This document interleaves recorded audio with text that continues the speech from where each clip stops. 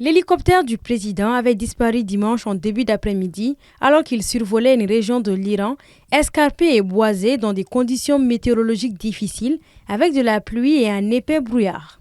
Selon les médias iraniens, l'appareil aurait été heurté pour une raison encore inconnue.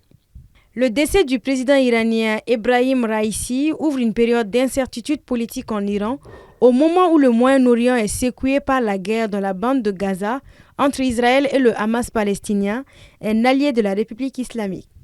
Au-delà du président, figure parmi les victimes Hossein Amir Abdollahian, ministre des Affaires étrangères du pays, le gouverneur de la province d'Azerbaïdjan oriental, le principal imam de la région, ainsi que le chef de la sécurité du président et 3 membres d'équipage. Ce matin, le pays a décrété 5 jours de deuil pour rendre hommage à son président Raïssi. Les cérémonies funèbres vont commencer demain à Tabriz, la grande ville du nord-ouest. Le guide suprême iranien, l'ayatollah Ali Khamenei, poste le plus important de la République islamique d'Iran, au-dessus de la charge de président de la République, a nommé le premier vice-président du pays, Mohammad Mokber, comme président par intérim du pays. Conformément à la constitution iranienne, le président par intérim devra organiser des élections présidentielles au suffrage dans un délai maximum de 50 jours, soit d'ici le 1er juillet.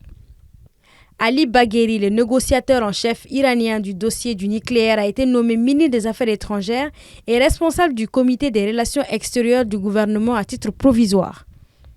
Ebrahim Raïssi, toujours coiffé de son turban noir et vêtu d'un long manteau de religieux, était considéré comme un ultra-conservateur. Il a effectué l'essentiel de sa carrière dans le système judiciaire en occupant les postes de procureur général de Téhéran puis procureur général du pays. C'est le 18 juin 2021 qu'il est élu président de la République islamique d'Iran. La mort du président Raïssi intervient alors qu'il figurait sur la liste noire américaine des responsables iraniens sanctionnés par Washington pour complicité de graves violations des droits humains que Téhéran a signifié comme nul et non avenu. Cette mort intervient également alors que le 13 avril dernier, l'Iran avait lancé une attaque inédite contre Israël avec 350 drones et missiles, dont la plupart ont été interceptés avec l'aide des États-Unis, principal ennemi de la République islamique avec Israël.